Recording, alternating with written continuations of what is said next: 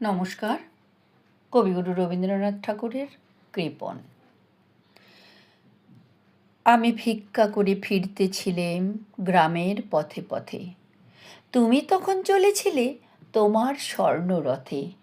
অপূর্ব এক স্বপ্ন সম লাগতেছিল চক্ষে মম।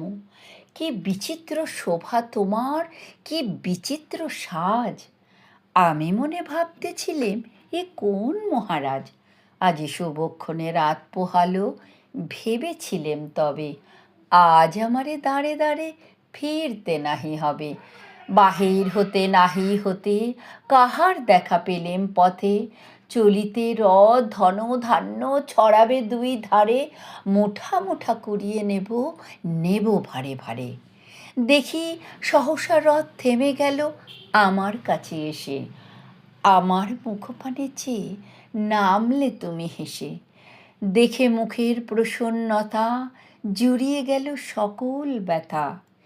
হেনকালে তুমি অকস্মাৎ আমায় কিছু দাও গো বলে বাড়িয়ে দিলে হাত।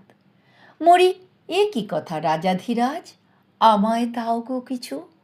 শুনে ক্ষণকালের তরে রইনু মাথা নিচু। তোমার কি বা অভাব আছে ভিখারি ভিক্ষুকের কাছে, এ কেবল কৌতুকের বশে আমায় প্রবঞ্চনা। ঝুলি হতে দিলেম তুলে একটি ছোট কণা, যবে পাত্রখানি ঘরে এনে উজাড় করি, এ কি ভিক্ষা মাঝে একটি ছোট সোনার কণা দেখি। দিলেম যা রাজ ভিখারিরে, স্বর্ণ হয়ে এলো ফিরে। তখন কাঁদি চোখের জলে দুটি নয়ন ভরে। তোমায় কেন দিইনি আমার সকল শূন্য করে, তোমায় কেন দিইনি আমার সকল শূন্য করে। নমস্কার।